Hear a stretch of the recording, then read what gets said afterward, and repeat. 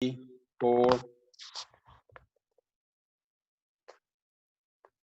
go. Me? That was John. I don't know what he said.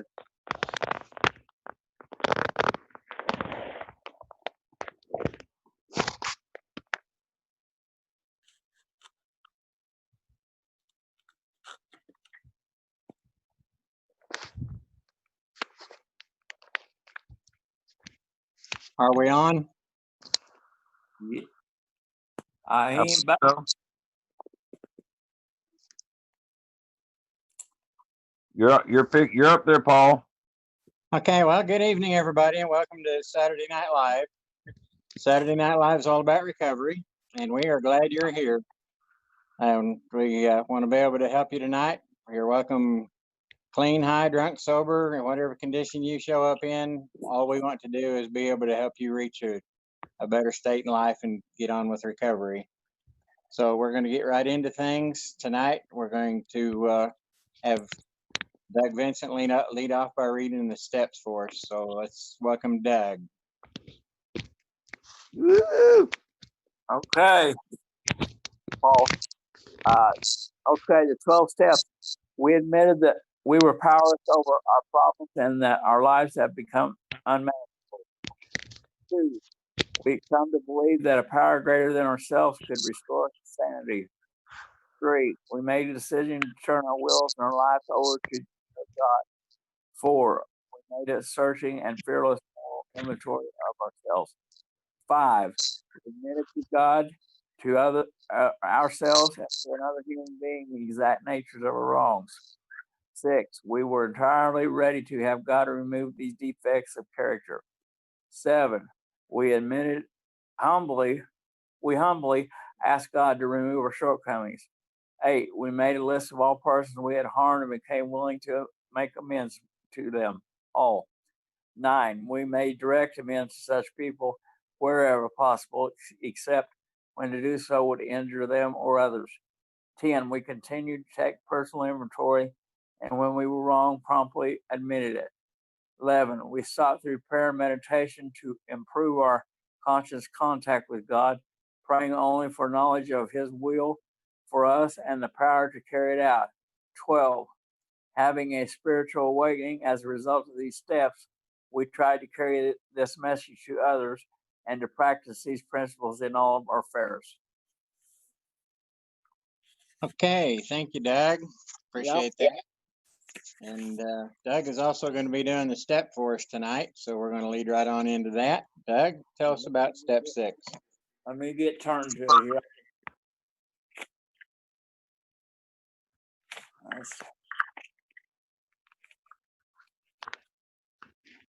I just went through this a while ago. Okay. We became entirely ready to have God remove the defects. Okay. I'm going to things highlighted here. Isaiah 55:2.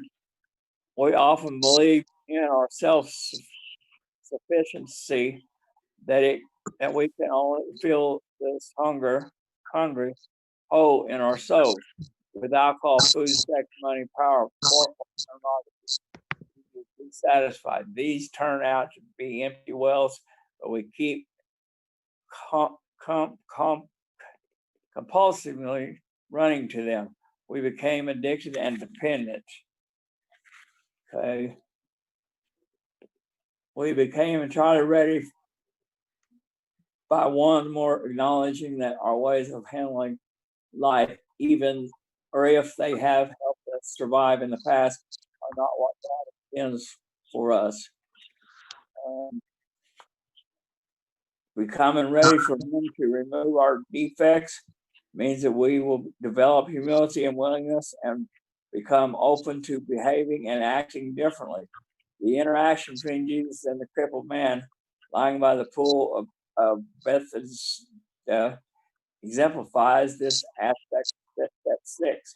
Like this man, we who are addicted have a sincere desire to be healed, to rise up and be productive, and to live a meaningful, purposeful life. To me, like I said earlier, a lot of people have problems with step 4, but I didn't. It's this step. I was afraid to, I didn't want to admit I was wrong in doing what I was doing. And I was afraid to go try to get forgiveness from several people because it would endanger me and them. That's about all I can say about step 6. Okay. I'm more here, but I've got all this stuff highlighted there. So, and I mean, when I did drugs or went to prison, I knew, I was guilty. I was doing wrong. Like I was saying earlier, I've accomplished more material stuff, which doesn't matter, but material stuff. The last 10 years, I've been out of prison since 2010. And that's a record for me because I usually go about once every 2 or 3 years. And it wouldn't take 5 minutes for me to lose everything I've got right here, And I tried these other rooms, out on the streets, NAAA, and it wasn't working for me. And then I started getting in the Bible and became house manager at Daryl's years ago, assistant house manager. He taught me how to read the Bible because I've got a new Good News Bible, and it's pretty simple. In prison, I read the Bible, but I didn't get into it. So to me, you're gonna have to have God in you for any of these steps. But this one, like I said, it was hard for me to admit, and I was afraid to admit to certain people because it would do harm to me or them. That's all I've got on that, though. All right. Thank you, Doug. Appreciate it. You're Did a welcome. good job. And now coming up will be me with the reflection for step 6. Okay. And I ain't pulling you up here. I can hear you, but there you are. there you go. That in that comfortable bed you're sleeping in. Yes, this is my $22,000 a night bed. Oh yeah. Moving right along here. Step 6 is we're entirely ready to have God remove all the defects of character. That's just a little bit misleading because we get totally fed up with ourselves and our life. And yes, I want, please, would somebody fix this life for me because I'm so messed up? And we're like, okay, God, you take it and you take care of it. But the reality is we're going to have a little bit of work in there. We have to give it up to him. He's not just going to take it against our will. Exactly. We do have free will in Christ. And so although we're totally fed up with ourselves and we want something different, we still got to put in the effort to make something change, but God will help us with it. Anyway, the book here says getting entirely ready to have God remove all of our defects of character sounds impossible. In reality, we know that such perfection is out of human reach. This is another way of saying that we are going to do our best to work toward the lifelong goal that no one ever reaches until eternity. Yeah. Oh, helicopter getting ready to take off. The Apostle Paul expressed a similar thought.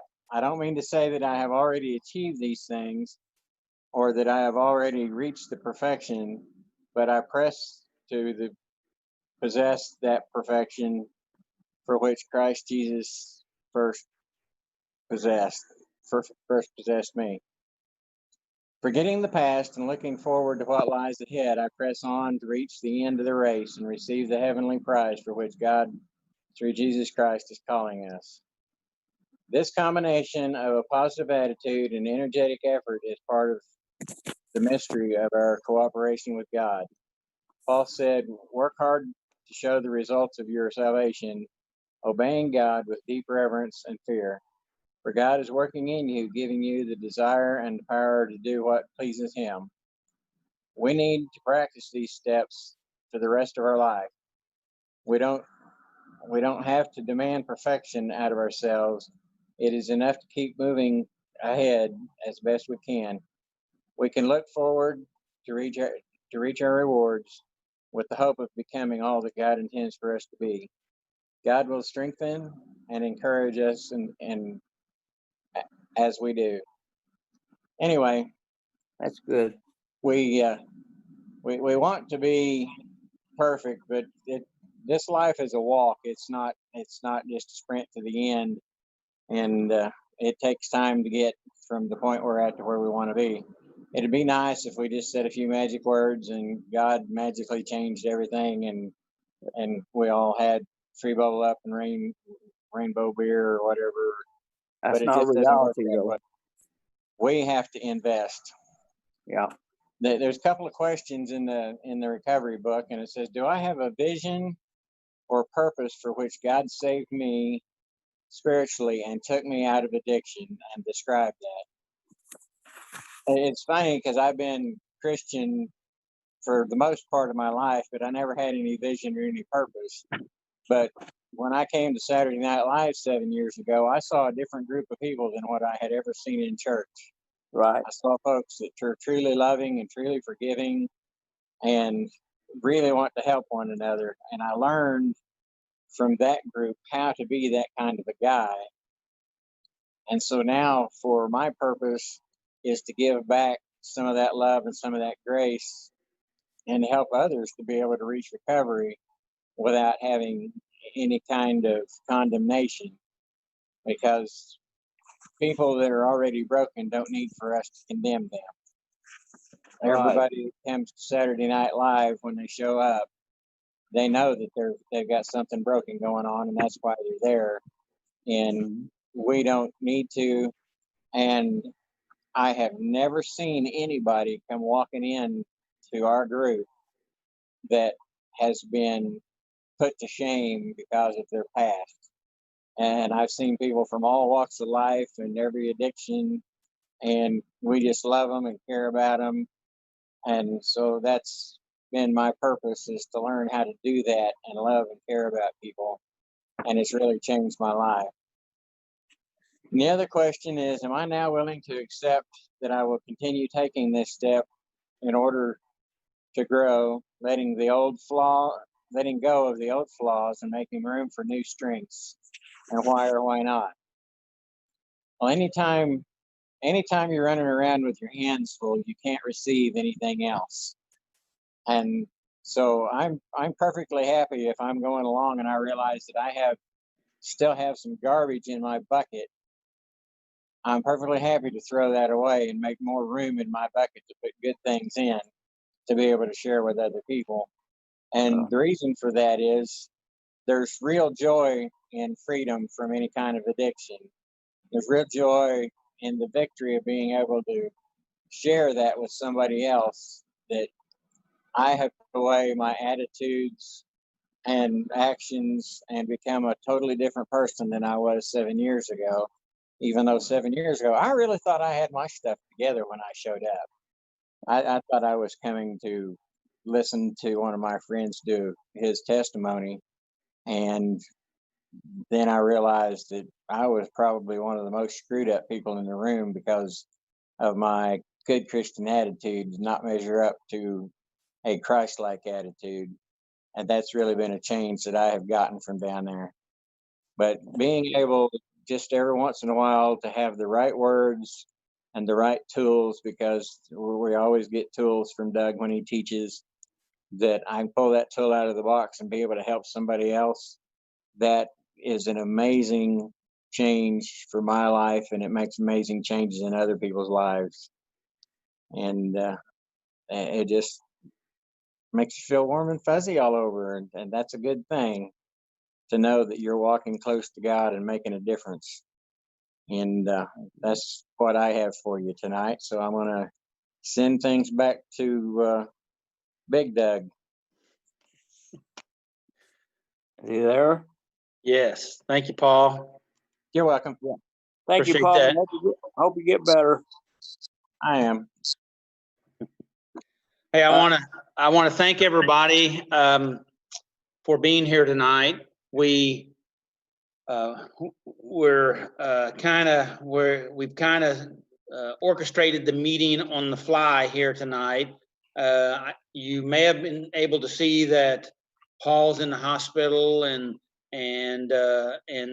we've had several different things happen in different places. People not able to be with us tonight, but hopefully we were able to share something with everyone so that you're able to receive. And I want to give those that haven't spoken yet tonight an opportunity. And looks like the only other one that hasn't said anything tonight is John. John, do you have anything you'd like to share about what we've shared so far? Any thoughts? No, it's good. It's stuff that people need to know. It's just good to rehash it and think over it again and reevaluate it and stuff. Thank you, John. Doug, do you have anything Yeah. you'd like to say Yeah. about what Paul had to say? Yeah, about Paul. Okay, in the questions here, Discovering Hope, John 5:1-15, but I ain't going to read all that. When we were ready, God does his part.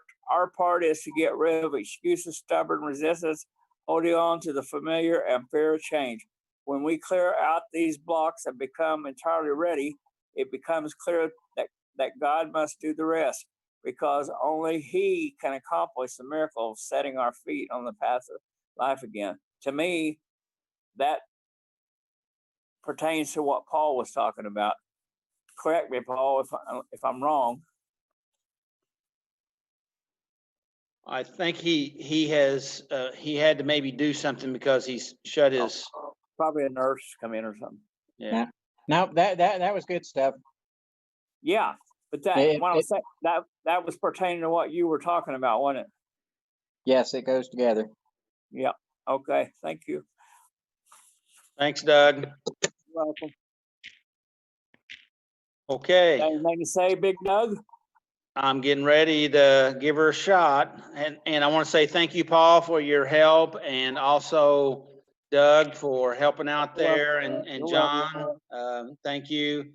And we've had a couple that's dropped off, maybe some, who knows? So anyway, I'm glad that you guys are with us, and hopefully those folks out in video land. I know Elsie, Yeah. was trying to get on a while ago, and she couldn't. I could see her come up on the Zoom screen, but she wasn't able to do it. So she's texted me back and said that she's going to be watching it on the live broadcast. So she's watching us, and I'm going to. She didn't say that I couldn't share this, but I was talking to her this week on the phone. And she said that she's really been getting a lot out of our meetings, and enjoying what we've been talking about. And both of us were wishing that she would be able to participate in the Zoom meeting. So anyway, and we have many others out there that are watching, and we're thankful for them. Yeah. So to tie in some of the things that Paul was talking about, and tonight's message, title of our message that went live is about spiritual growth, and specifically about attitudes and actions. And that's what Paul was talking about, was the attitudes and actions. And he read that out of the Life Recovery Bible, which was very good. And one of the things that he commented on is that for us to be able to have space in us, we have to be willing to let go of those defects of character that we have to shut down. And we have some noise that keeps flaring up. I may have to mute. Somebody's trying to get on. I don't see him, so, but So anyway, so what we have to do is, and the other part of that is when we are beginning to let go of some of these defects of character, then we have some empty spots that if we don't get them filled with some healthy things, that causes us to be vulnerable and exposed to those things to come back, or other things similar to come in and attack us, work on our mind. We go into all forms of relapse behaviors is the point. One thing about I wanted to share as we went through this information that I thought was that I picked up out of it, and I've gone over these steps I don't know how many times. Okay, we've been doing Saturday Night Live for over 15 years, and we do the steps we do all 12 steps every year. We do the step, like step 6 is for June, and we've done that for multiple years. And before that, I had another recovery meeting that we ran for over 5 years. And so, but every time I go through the steps, I learn new things. I get new insights. I get curious, and I ask questions, and I seek out information. And one of the things that I got out of this tonight was one statement that Paul read it was this combination of positive attitude and energetic effort is part of the mystery of our cooperation with God, because we have a positive attitude that we want to make some healthy changes in our life. We want to get free of those things that are killing us. We thought they were helping us at one time, but then now they're not working out so well for us. In fact, they're killing us.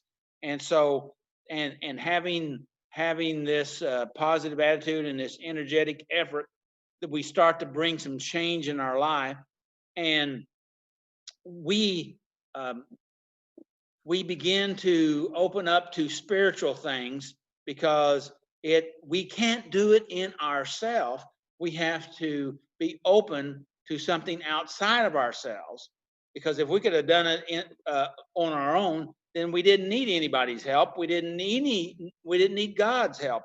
But the fact of it is, we've not been able to do that. So we have to totally rely on Him, and we're going to call that salvation. We accept that help to help us, and it begins to make a change in our life, because things shift and we open up to that source of help. But that doesn't get us into spiritual growth. And so salvation opens the door where we have access. But what we're talking about here is attitude and actions, is that we have to begin to work some of these tools that Paul was talking about, that we try to share, to help us to engage, okay, and to begin to grow and to be equipped and begin to heal that stuff that's inside of us. And so that's part of that spiritual growth, and being able to have some intestinal fortitude to be able to ride the waves of the chaos and not give in to the old behaviors. What do you think about that, guys? Yeah.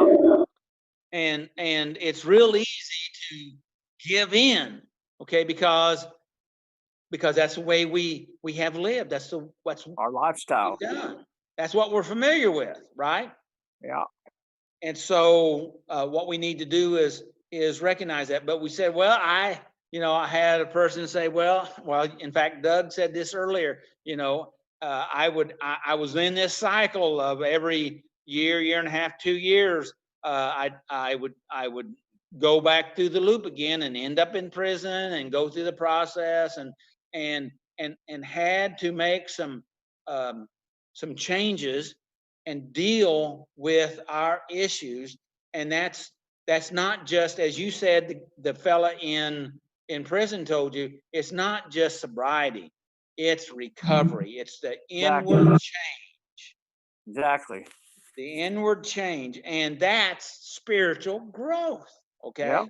Does that make sense? Yep. And this one scripture that Paul read that I'm going to touch on it.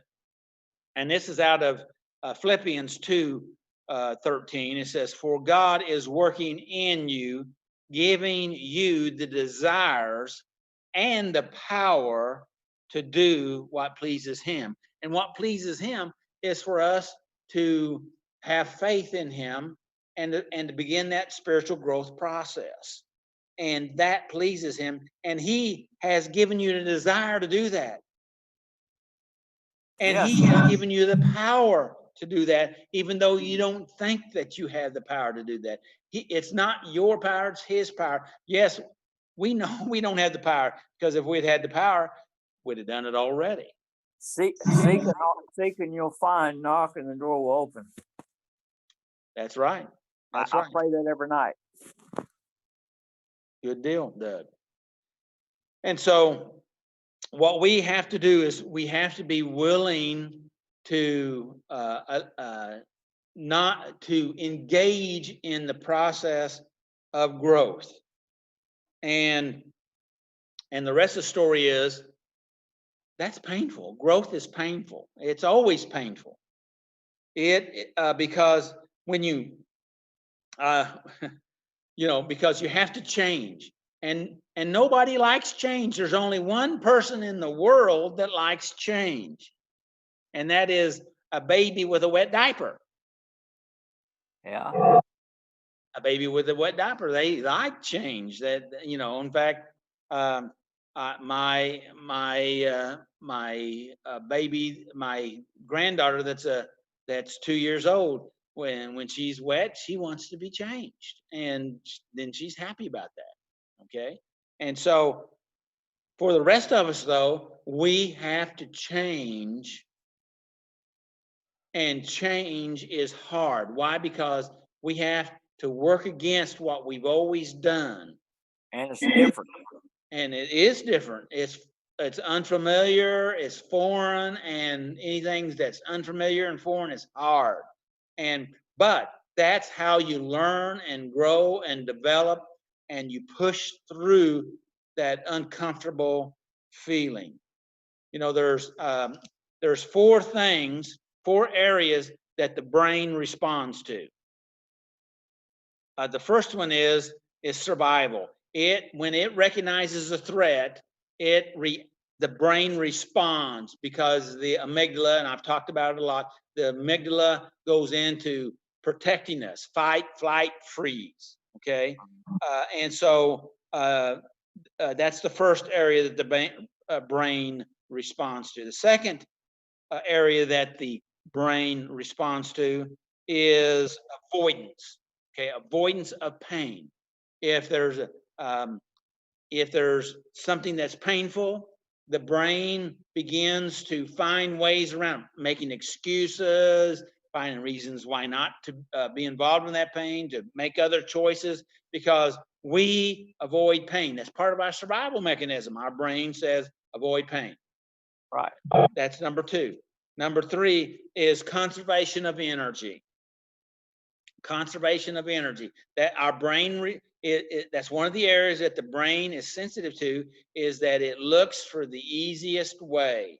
And oftentimes the easiest way is not a healthy way, right? Right. Right? And so Debbie's trying to come in. Well, she's almost there. She may be there. And hey, Debbie, we're glad you're with us. Yeah. And so I'm in the middle of talking about the 4 areas that the brain responds to.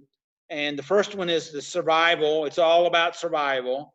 Second one is avoidance of pain, and that's where we're at right now. That the brain, in fact, it will block things out. Your brain will work against you if you allow it just to have free reign to do what it was designed to do. But you don't have to. But most of the time, that's the way we operate. And number three was that's actually where we were. Conserving energy. It tries to find the easiest way to do things. It's conserving energy because that's part of that survival mechanism again. All right, because all these four areas go together, and the fourth area is pleasure.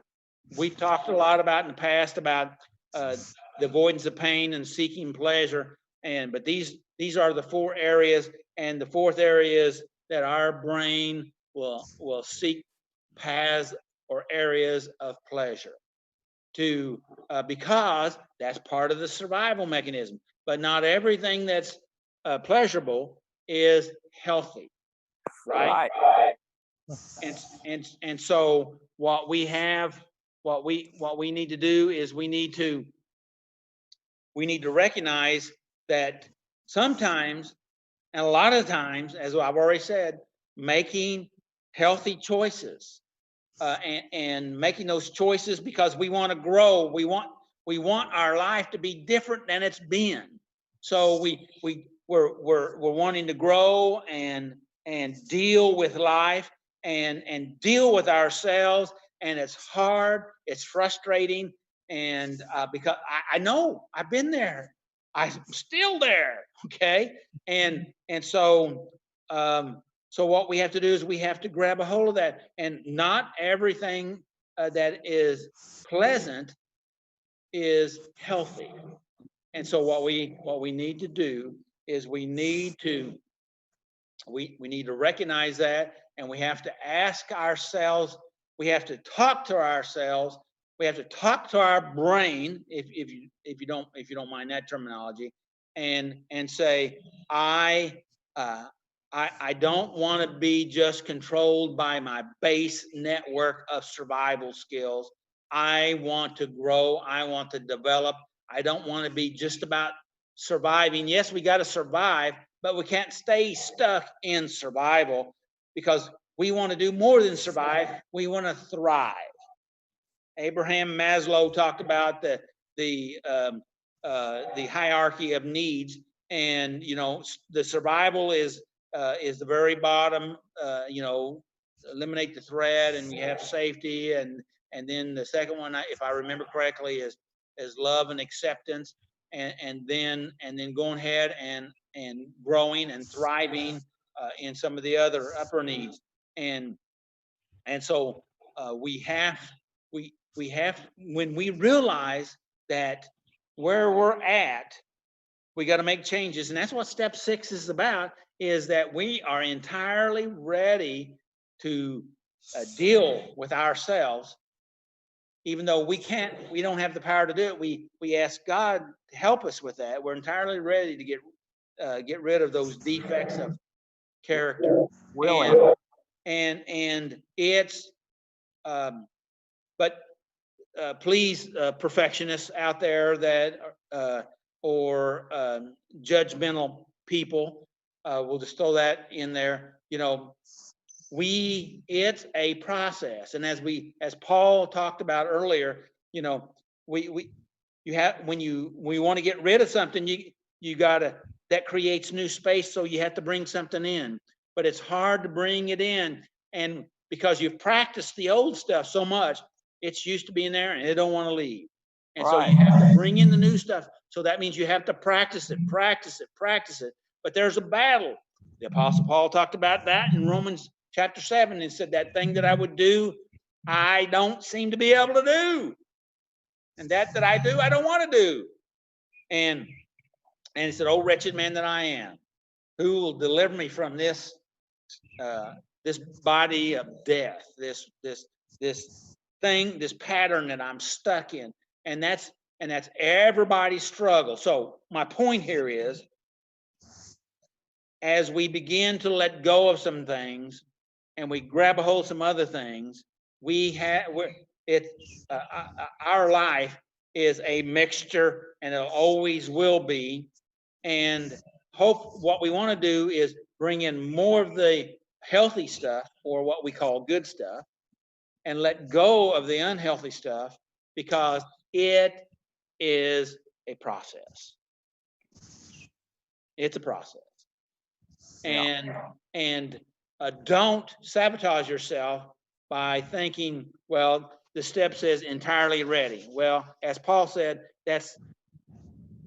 we become entirely ready. Well, the thing of it is, it's more complicated than that. I mean, yes, that's the step, and we're readier than we were, but we're not as ready as we're going to be. Okay. Right. And so we're working. I want to be ready. I like Wanda Taylor used to say this. She says, I want to be willing, and I pray God help me with my want to, so that I want what I want to. Okay. And it's a struggle. Okay. But we have to keep working on it. And we get, and just staying in the arena, just staying in the game means you're getting better. You say, well, I don't see any results. Hey, getting better is not just all about results. We all want results. Okay. But that staying in the game means you're making progress. You may not be able to see it all, but we've had the meetings here in the Saturday Night Live room, and people have said, I'm not making any progress. And people said, what do you mean? I can see your progress. Because people see your progress. All right. Things start to happen. We send out healthy ripples, if you will, and they affect everybody around us. Just like unhealthy ripples, we can send them out and it affects everybody around us. So the idea here is to keep working on it. Don't quit. Don't give up. Keep after it. And that's spiritual growth. You say, well, I'm not as spiritual as somebody else, or haven't grown as much as somebody else. Your race is not with them. Okay. Really, your race is with yourself. Yeah. And as Apostle Paul here, as Paul read earlier, he said, not that I've already obtained. Okay. Now, Paul was a tremendously intelligent and smart man. He had studied with a Jewish philosopher, Gamaliel, if I remember correctly, and he knew a lot, and he had studied a lot, and he had a great mind. And I believe that's the reason why God gave him the mind, and God had a plan for him, and so he needed to engage that part of himself. But the truth of it is, here in Philippians 3 that Paul read, 12 through 14, that he said, not that I've already achieved these things. Okay. I haven't reached perfection. Okay. Perfection means maturity. And Apostle Paul says he hadn't even reached total maturity. Because we all have a ways to go, because we're all going to be growing until we're no longer here in this time-space continuum. Right. So anyway, and so one of the better known statements here is verse 13. He says, "But I focus on this one thing, forgetting the past." Right. See, if we keep living in the past, then we're not in the present.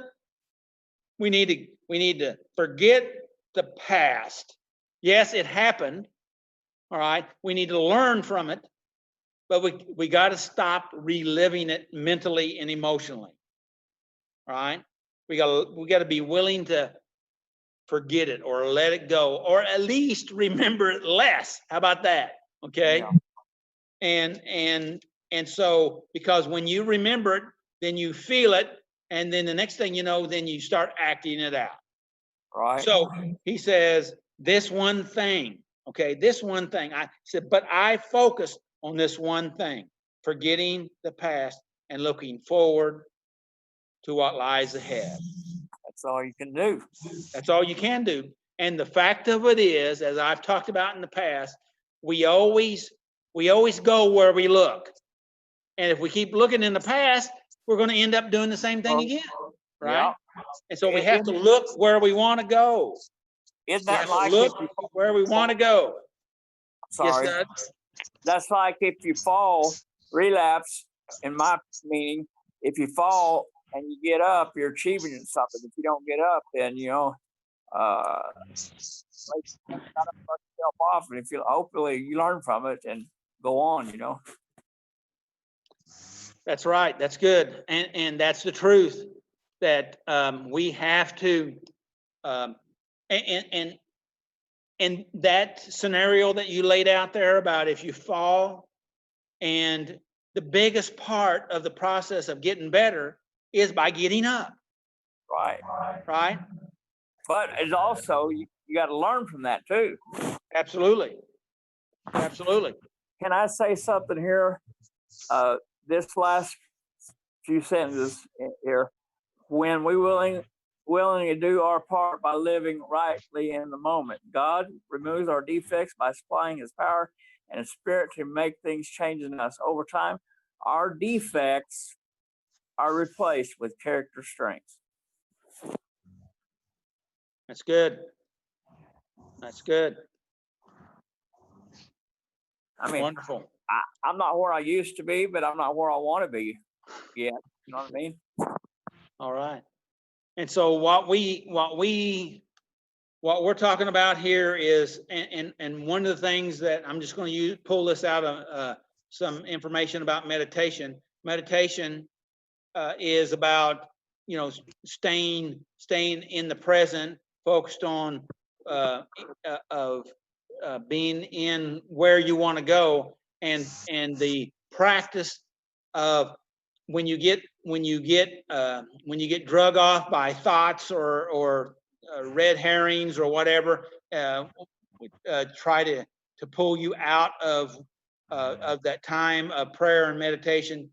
The biggest part, one of the most important parts of your meditation, is recognizing you've been pulled away and you bring it back to where you want to be. And just like you said, Doug, when you fall, you get back up and get back in it. And that is where you get so much good right there.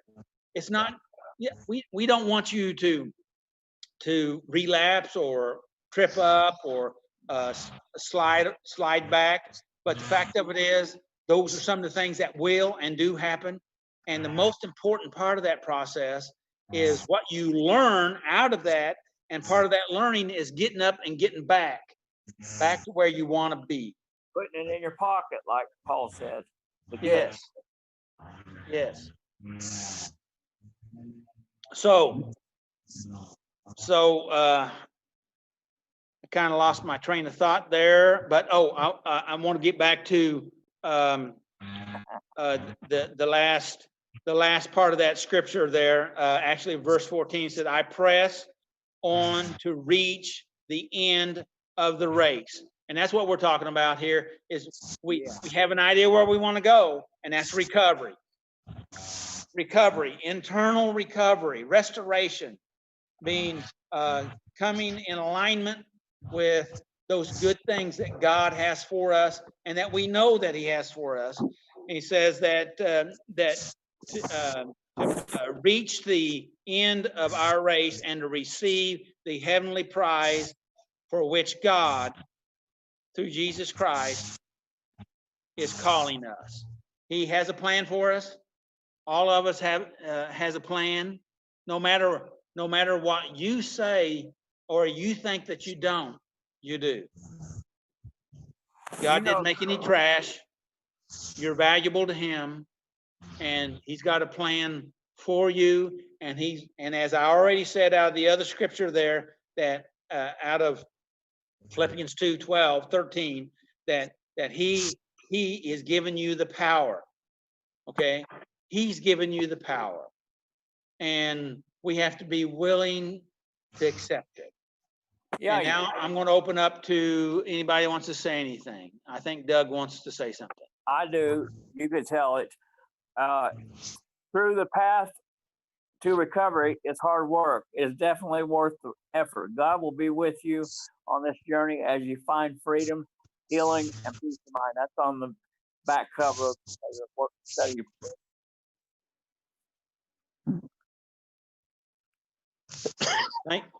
Thank you, Doug.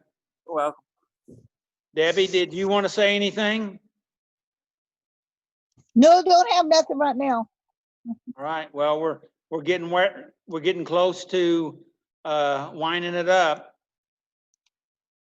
hi, Debbie. Everybody Hi. tell everybody hi, Debbie. Hi, everybody. Hi.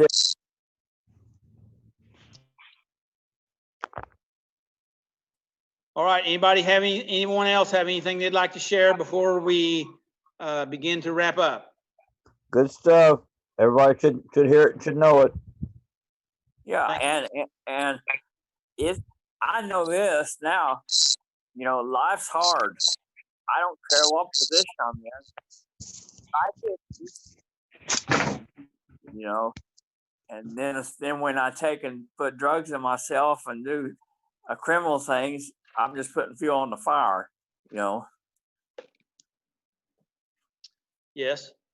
Anybody else have anything they'd like to share?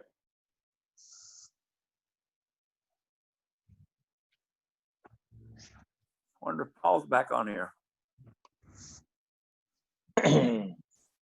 Yep, I'm still hanging out. Okay. You have anything you want to share in conclusion, Paul? Just don't give up. Just keep pressing on, pressing on. And if you can't press on your own, reach out and grab somebody to press with you. Good. Good.